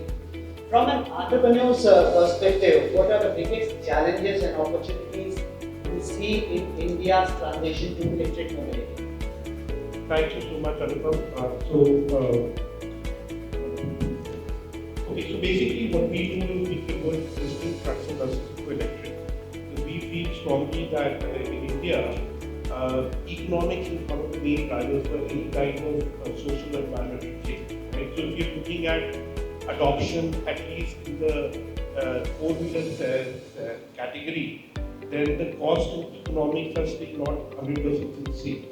So by utilizing the existing chassis, the body and the cabin, and getting rid of all the empty components and putting in a new battery pack, we are able to convert and run trucks at a much lower cost compared to driverless fleet. And of course, doing so is also helping in the sustainability cost, because we are looking at the concept of reduced vehicles and in this case upcycling, right? But one of the biggest impediments I think that's there is basically again the economic part. There is limited charging infrastructure, and so if you go for a bigger battery pack, then the cost becomes higher. If you go for a right size battery pack, then the charging time it takes longer. Then you end up going for higher capacity, higher faster charging batteries, and then again those costs come. So that balancing is something which is important in terms of cost versus efficiency. I think these are the biggest things. One final thing, Mr. Mohan mentioned earlier that there are financial opportunities. So one of the biggest impediments today, at least in the bigger segments, is that banks have not seen the full product life cycle yet. So for them, they are not sure what is the second-hand or used cost of a vehicle. If they repossess a car, at what rate will they be able to sell it back, right? So that is also preventing a lot of the big banks from financing at a lower cost than what they finance the ICE with. These are some of the big challenges that we have seen in the market. Financing of EV vehicles, that is the biggest challenge indeed, and challenges naturally connect to the enabling policy environment. Let's hear Invest India, Mr. Anurag Taneja. Could you please elaborate on India's policy framework and incentives for attracting investment in the EV and automotive electronic sector? Sure. India's electric vehicle and automotive electronics is at the heart of transition from traditional ICE vehicles to more sustainable and advanced manufacturing the whole unit. Understanding the policies of any company or country is understanding the policy framework is very important for all the individual and all policymakers who are involved in transitioning this ICE or traditional fuel to new age vehicle and new age fuel situation. So all in all, the government of India is supporting the automobile industry and its supply chain, the entire supply chain of the auto industry,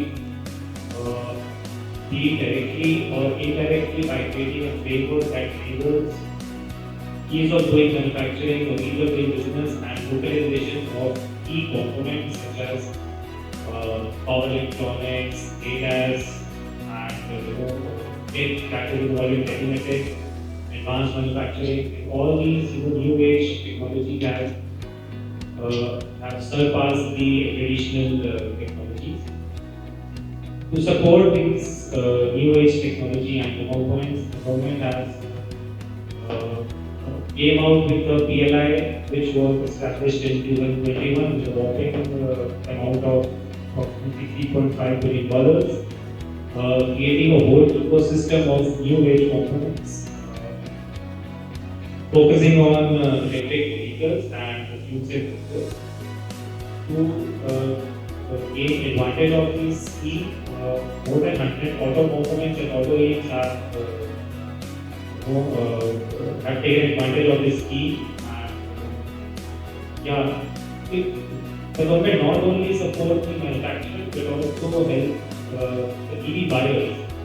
So there are demand incentives as well. So, the government subsidized buyers with lower tax rates on EV and more incentives on EVs if they buy electric vehicles. Yeah, the incentives are both on the demand side as well as on the supply side. Thank you. With policies in place, R&D becomes the engine of progress. Dr. Christian, yes. ITRI has been at the forefront of Taiwan's innovation in advanced electronics and e-mobility. How is ITRI applying its R&D strengths to accelerate the ecosystem? Thank you very much.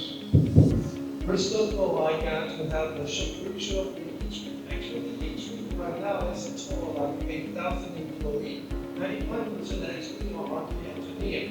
And we have like 6 core labs, including the material chemical core lab, and the machinery core lab, and also ICT core lab, and also electronic semiconductor core lab, and also the green energy core lab.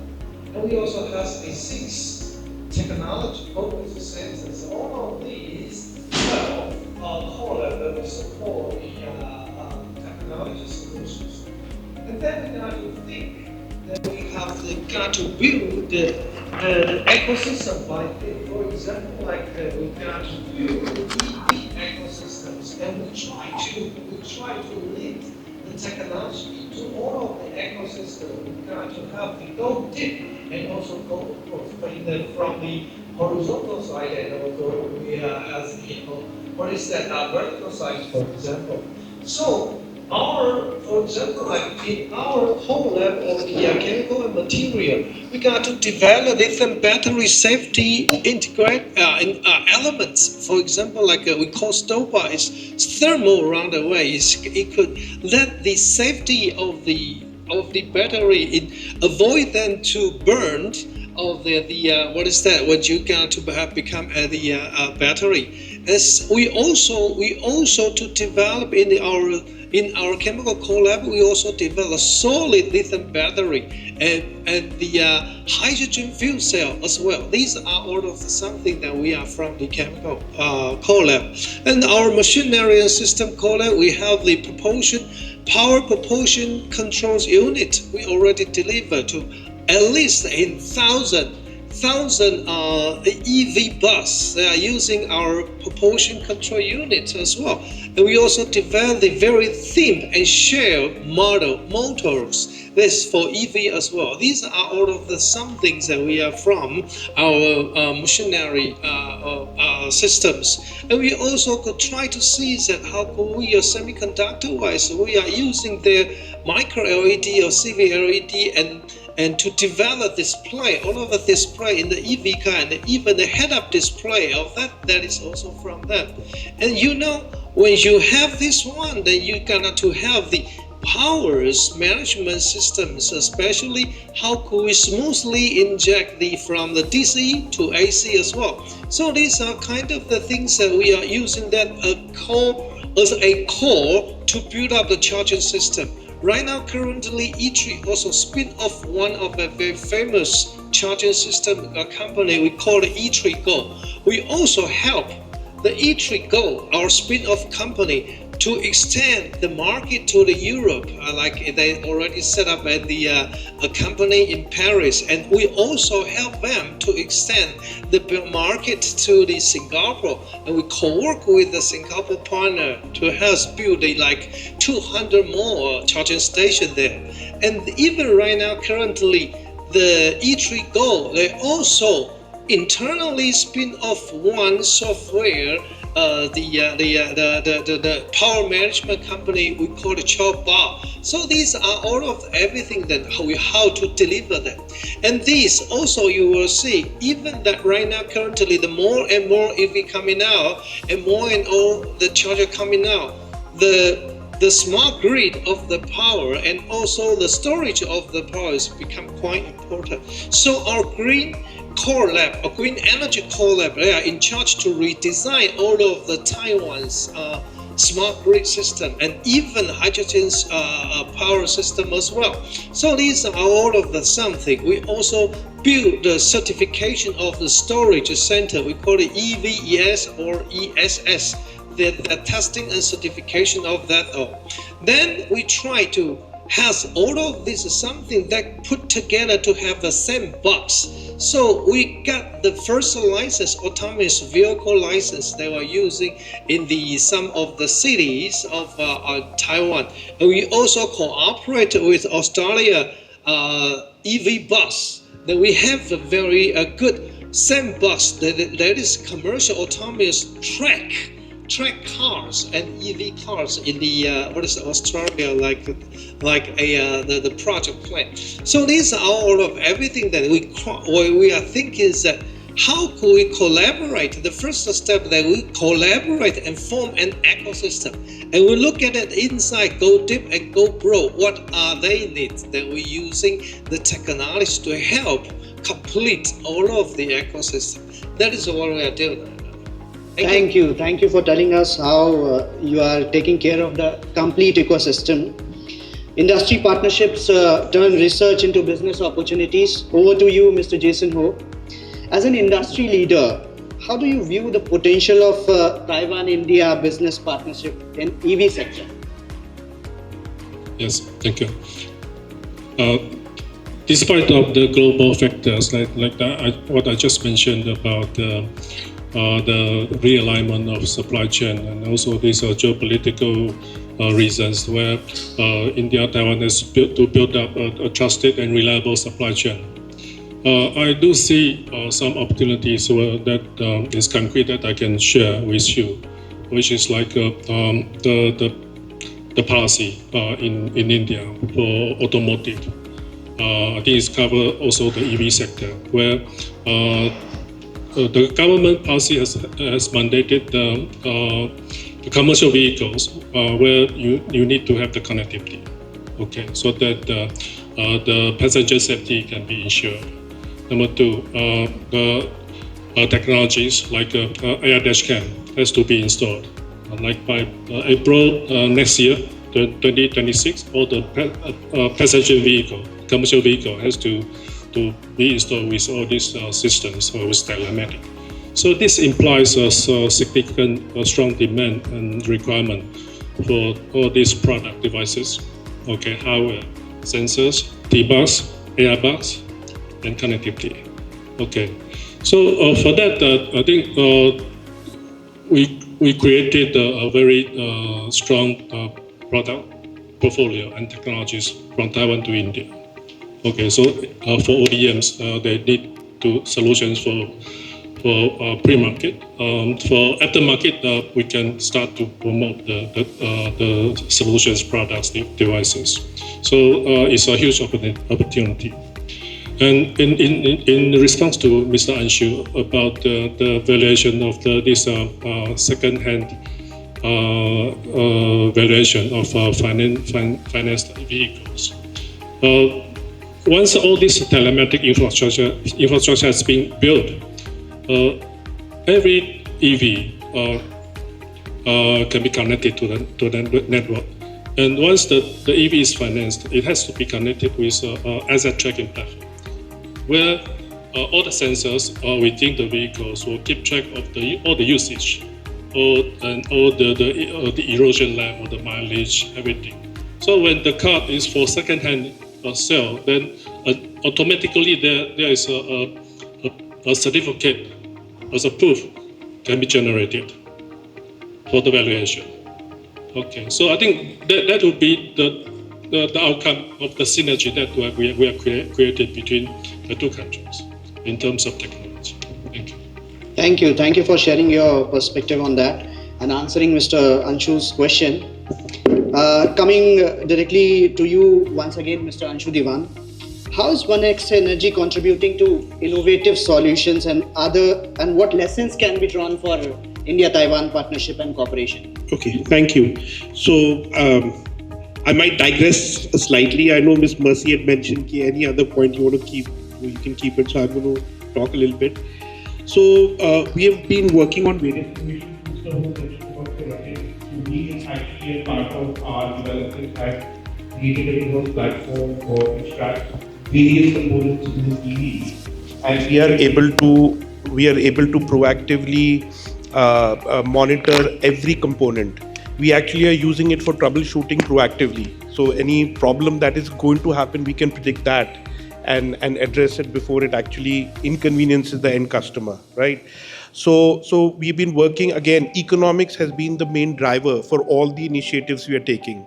So in the longer distances, heavy commercial vehicles, we are looking at a hybrid electrics technology for two reasons. Again, first is lower capex costs, and other one is limited charging infrastructure in the rural areas. So for buses that ply, so there are about 1.4 million buses that are currently state-owned that go from the city to the villages. In the villages, there is no charging infrastructure for heavy commercial vehicles. So there, having a hybrid electric which does not need external charging becomes again a very economical solution. We've recently gotten an order of about 100 kits that will be fitted on Telangana buses, again as a large-scale pilot, and then it will expand to about 9,000 buses that they have. Okay, so that's on the hybrid side. On the electric, again, we are focusing on lower cost conversion systems, where we are looking at a 6.5 ton category of trucks, which typically do about 150 kilometers per day. So again, in the last mile and mid mile, there is a lot of opportunity in India for conversions, which will make economic sense, right? But one of the challenges we are facing, and I wish Anurag ji was here for this. So when our trucks go to a Tata Power charging station, they'll charge us 15 rupees per unit, 15 to 17 rupees per unit, right? So doing so totally erodes the value proposition for an operator to run an electric vehicle. He says, well, I could run a CNG or a diesel for this, right? So there I seek support from the government that maybe there should be some monthly incentive that is given to the EV charging systems, so that they don't try and maximize their money from whatever limited operators come to their stops. It's a chicken and egg conundrum actually, right? Because when we try to start a new route, we are working with Nestle, for example, or ITC. These are large consumer goods companies. So when we go for a particular route and we look for a charging system nearby, the cost for the per unit charge is exorbitant, right? And they also have a legitimate reason. They have invested a lot of money in the setup, but they are not getting enough vehicles. So to break this chicken and egg conundrum, we need to figure out some innovative solution. Yes. One of them is this, right? I don't know if I've answered your question, Anupam, but that's... No, it's okay. Yeah, okay. Yeah, please. Thank you for telling the areas where government support could help create an ecosystem for EV mobility. Moving forward to Mr. Anurag Taneja, how do you see foreign collaborations, particularly with Taiwan contributing to India's EV ecosystem? In recent times, India and Taiwan economic relationship has been evolved to a dynamic partnership driven by common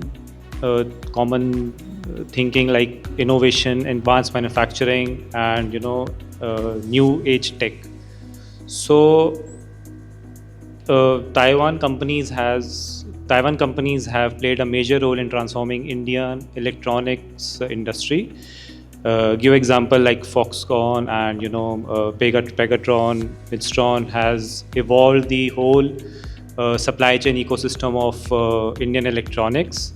And if we talk about in automotive, in my opinion, Taiwanese companies are not meant for are not known for complete vehicle manufacturing, but their strength lies in the main component that goes into the electronics, such as ADAS, and that semiconductor chips that goes into these components.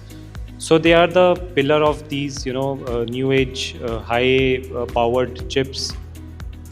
So in my opinion, like in the recent presentation which was given, like technology transfer can be one of the options to explore the partnership, JVs, technology transfer, licensing, and these are the options that can be explored. Thank you, Mr. Anurag.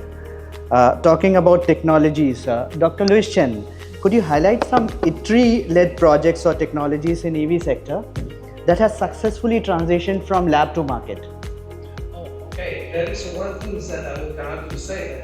One of our ITRI spin-off, we call it Copperbin, is also here, right? Yes. Here, raise your hand now.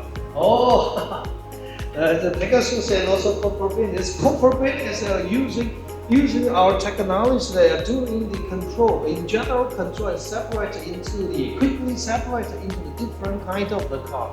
And they also developed auto sub, that is EV cars operations, and then are quickly deployed to the e-bus. So 1,000 right now currently in Taiwan, we have the 1,000 EV bus. They already use our Copperbin's technology and service. Right now, he's looking at the opportunity to commercialize all of these one things. So he spin off 3 years before. He spin off from the E3. We were still co-supposed to them. And the E3 car, E3 Go, that I say is that the international charging, the company, they were going to go to the IPO at the end of this year. They also spin off from the E3, so we got to try to, to push all of the product and also everything like this. These are all of the something we are thinking is how can we do it. For example, like in the battery, one of my friends ever talked to me that was you afraid of the China? Because China have a lot of the EV car coming out of the picture, right? I say that they are all using the lithium battery, right? How do you think about this? If the lithium battery or battery type, they are changing that. Whether you got to have the new models, that's one thing. And the second thing is that right now currently the EV car is more and more like they could diversify all of the design. Then you redesign and redefine on this. All Foxconn, they got to put all of the chest and also control and also the main body by using one piece. Injection models coming out. So there will become a new models were coming out on this. So EV actually is the way we got to go. Whether you happy or not, because right now we got to take care of all of the environment of the world, right? So that is something that we got to facing all of the difficulty, and also we got to trust it, like in Indian markets, the average of the year is like under 13. They need to have a new, quick, and fashion one. So there's EV also coming to the picture. So I can have a very good, what is that, interest and also very good, potentials and opportunities I will look at. EV is the way we got to go. Anupam, may I ask a question? Sir? Anupam, may I ask a quick question? Yeah, sure, follow-up? please. Yes. So Dr. Lewis and Mr. Ho, just two things. Both of you had mentioned about, at least Mr. Ho, you had mentioned China plus one strategy, right? So I'm just trying to understand how dependent is Taiwan on the back-end supply chains for various components that are available for, let's say, collaboration in India, if we are looking at a China plus one strategy. So how de-risk are we from any geopolitical tension between India and China if we go with Taiwan alone? Your question is that if we go to Taiwan alone and then cooperate with India, how could we? How resilient, how strong is your supply chain? Let's say China, India have a problem. We are working on supply of, let's say, motors from Taiwan. Are you dependent on China for some components from there? We are very independent and also free. And we also could discuss with you. Well, I have in my presentation, we have a lot of the cooperation business model, right? So we have a technology we can to transfer to you and discuss with you. And even we set up the made in India manufacturing, right? So there's also something as a free independence. Okay, great. Thank you. There's no any supply chains actually from China right now. Okay, great. Thank you. Thank you, Dr. Chen. Coming to Mr. Jason Ho, we would go deeper. What are some technological solutions from Taiwan that could support India's EV growth story? As what I just mentioned about, we see already some innovations where various companies work with Indian companies for the connectivity, for the spending management of EV that created actually new market, even more from Taiwan. And apart from that, I think from Taiwan we are specialized more on the hardware. And in India, I think we are part of software. And in between there's a firmware, where we work together and create the synergies. So I do see a lot of opportunities in these applications, where our company and Indian company, we are working together and we are coming up with new ideas, innovations, and create a new market. Thank you, Dr. Jason Ho. Now I have a very common question that I'll be asking to you all. How do you envision the India-Taiwan EV partnership evolving in the next 5 to 10 years? Starting with you, Mr. Diwan. Okay, so I think I echo what Mr. Ho mentioned, that yes, we could play to each other's strengths. India is definitely very strong in the software, and I can corroborate from our side that the entire software of each and every component was written in-house, but the hardware is all imported, right? So of course, there is a definite synergy that I see there, right? Direct collaboration. The other thing I feel is that, Taiwanese companies, like has been mentioned before, can see a big market opportunity in India. And we are small, medium enterprises. What we could do is help each other. For example, if Mr. Ho or any of the participants here is looking to set up some sort of a camp office here to do maybe certification of certain hardware, then we could definitely help by maybe being a partner in that we can get the certifications done. We could help in road shows where we are setting up our stall. We can also help market and sell some of their products. That becomes the second one. And in terms of service, customer service, if there are certain hardware-based components that are being supplied, and the OEMs need a local service partner, then we could, as SMEs, be part of the ecosystem where we could help companies from Taiwan in providing local service and support and spares, right? So these are some of the things which we think could be a synergistic sort of a relationship. Thank you, Mr. Diwan, for bringing out the areas where we could actually cooperate. Mr. Anurag Taneja, would you like to answer the same question? Yeah, sure. There can be lot of avenues where the partnership can be, built up with India. One of this is one of the can be, like I said, the EV partnership. With the growing demand, EV demand in India, with the how the things are moving quickly, the software use in Indian vehicles have been grown very manifold. So the components which Taiwan has the strength, like semiconductor chips and ADAS technology and innovative technology, there can be our technology partner for growing demand for these new solutions and advanced solutions. Also, there are companies who want to explore India market but don't have the capacity or capability to enter India.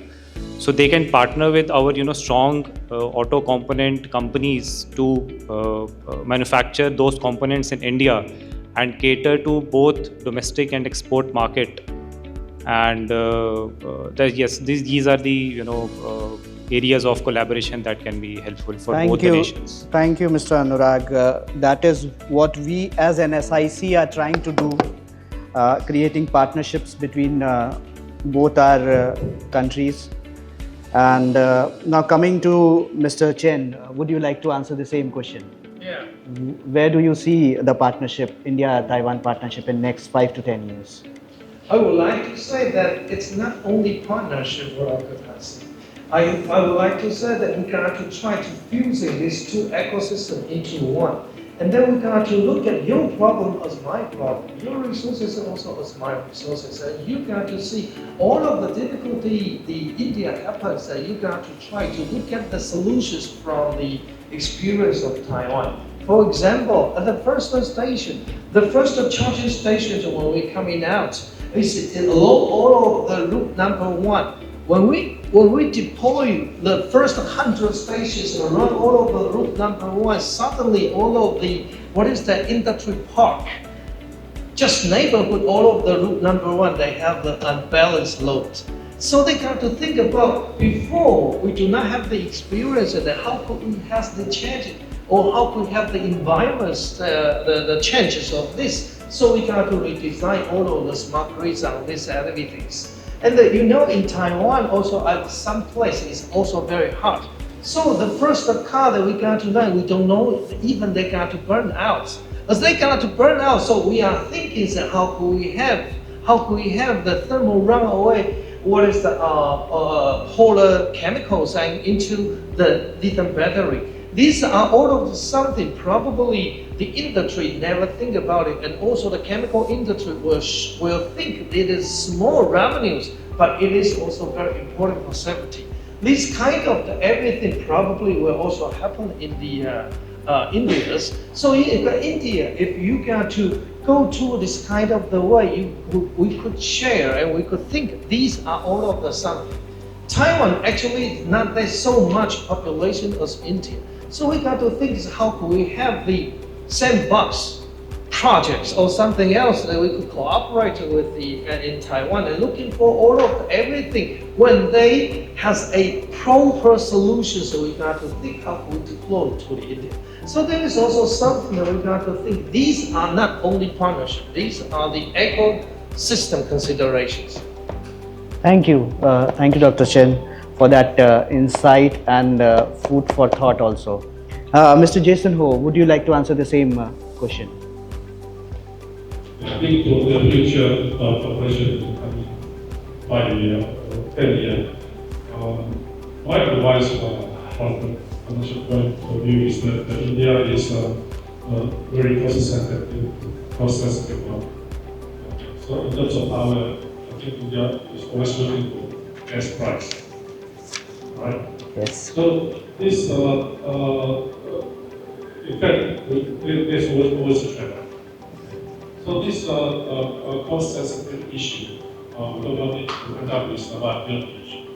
So then, my advice to both sides is that consider the delegate from Taiwanese companies. And from Taiwanese companies, we need to enhance our capability in supply chain management. Okay, by enhancing our supply chain management, we reduce our cost, and at the same time, we increase our global competitiveness. Thank you, Dr. Thank you, Mr. Ho. Considering the value chain and supply chain, considering the value and supply chain. So I think we have come to the conclusion of this panel discussion, and I'm feeling truly enlightened. And I would like to sincerely thank all our distinguished panelists for their valuable perspective. Now I would request Mr. Anshu Diwan to sum up this panel discussion and set the tone for future cooperation. Yeah. No, I think I kind of really appreciated the insight that Dr. Lewis and Mr. Ho and Anurag gave.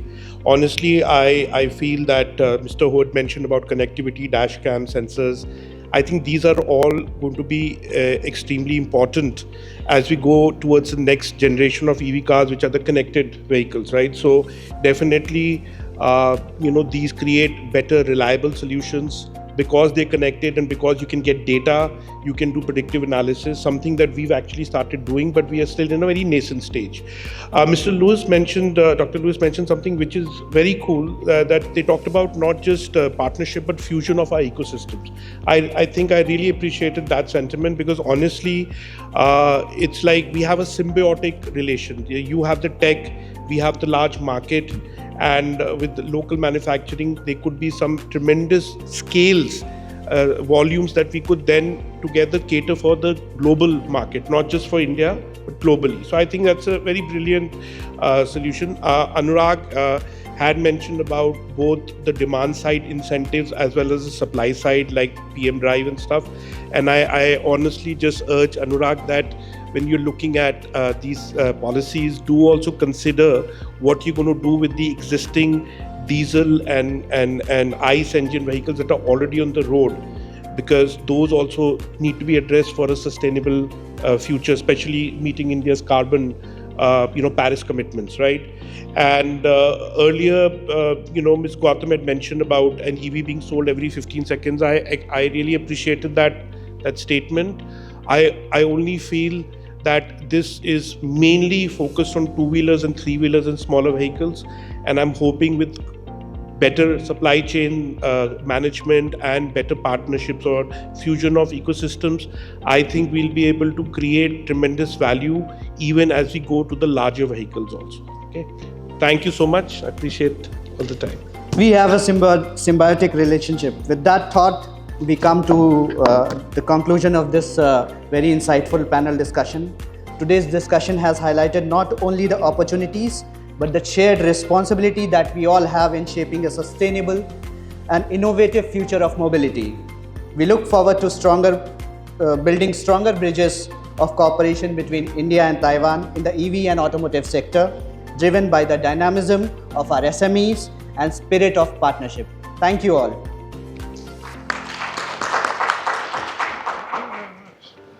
Thank you to all our esteemed speakers for such a thought-provoking and enlightening discussion. As a token of our appreciation, we would like to present you with a small memento. May I request Anupam to kindly do the honors. Please. Oh, thank you very much. Thank you. Thank you. We'll have a picture. Yes. Thank you. Thank you. Thank you. Thank you. Thank you. Messages. Yeah. Thank you. So, please. Good moderation. Thank you, sir. Thank you.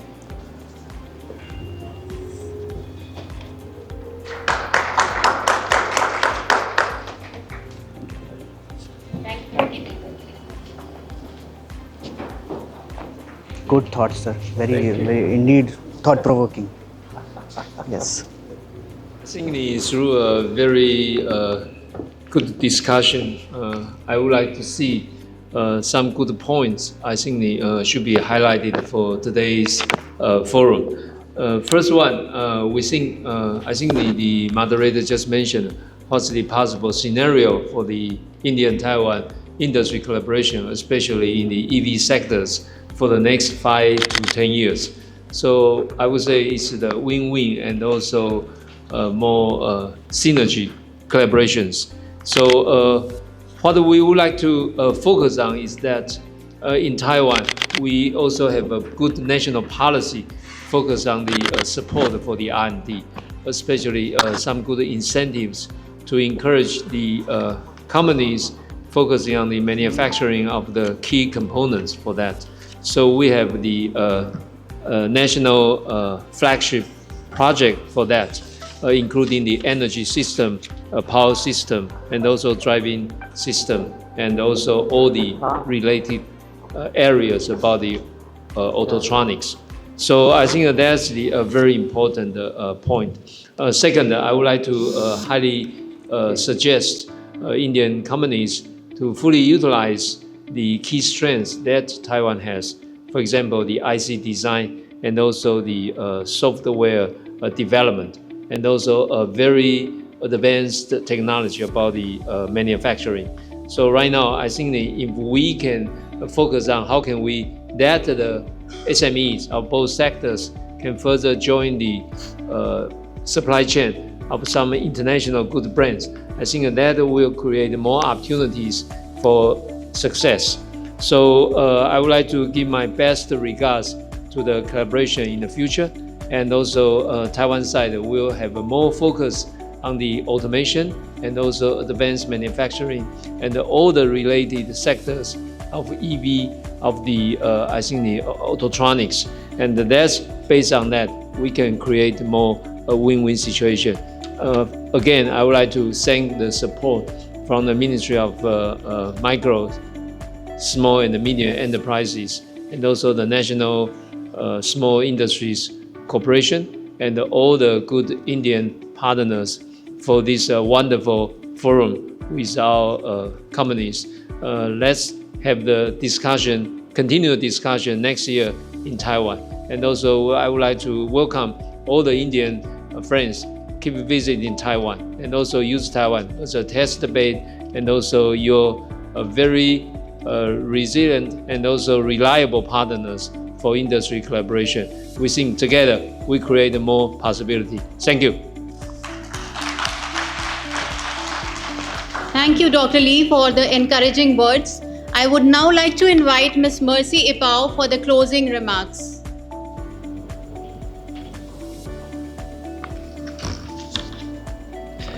Every good thing comes to an end. So now we have reached the end. But I think we had a very fruitful discussion. And why it is called India-Taiwan SME Cooperation Forum, we invite the industries. And so I want to thank all the panelists, Anshu Diwanji, Anurag Taneja-ji, and Dr. Lewis and Mr. Jason. Thank you so much for putting forth your ideas how the cooperation should move ahead. The deliberation, the panel discussion is recorded, so we will see how best we can address. EV, electric vehicle, subject per se is with heavy industries, but we are MSMEs. MSMEs are in trade, in manufacturing, in services. Today at our formalization data portal, we have 67 million and counting. And so EV is a frontier and a growing and a green sector for our India. So I'm sure there is a lot of things that we can really help our MSMEs from both sides. Of course, India is a large country, so you have market and you have the technology strength, and through this forum, we hope that we will deepen our collaboration and also help both the SMEs so that we can march ahead and realize the objective of conserving and also transiting to greener energy. There are so many schemes for our Indian participants that we run in the Ministry of MSME. Many of you could be aware of it, or some of you perhaps may not be so aware of it. We are having more than 20 schemes in our ministry itself. And we are in the credit segment, we are also in technology infusion, we are also towards market linkage. we're also to build the competencies of the companies. So here, as you know, our MSME definition has been redefined. So it is up to 500 crore turnover from this year. So if you would like to look at some of the schemes that the Government of India runs, you can always visit with us, email us should you want to know further. And for competency buildings, I think there are some very good schemes such as Z, Lean, also GIFT scheme and SPICE, and yeah, there are so many other good programs that we time to time introduce to strengthen the ecosystem of the MSMEs. So come join with us, and we hope that this SME forum between India and Taiwan will grow bigger, larger, become a model of success where so many other sectors can also copy. So I once again welcome our team and thank you very much for coming all the way to India. I hope your visit is not a waste. You must have seen the exhibition, and whatever new ideas you get, kindly reach out to ITRI. Because ITRI and NSIC will be working, and we will be having an online meeting in the coming month, October itself. So we will also deliberate some of the discussions that we have had yesterday and today, and hopefully this collaboration will grow greater. So my best wishes to both India and Taiwan side, and thank you Dr. Lee for leading a wonderful delegation, and for ITRI and NSIC for doing the hard work of putting everything together. So thank you very much. Jai Hind.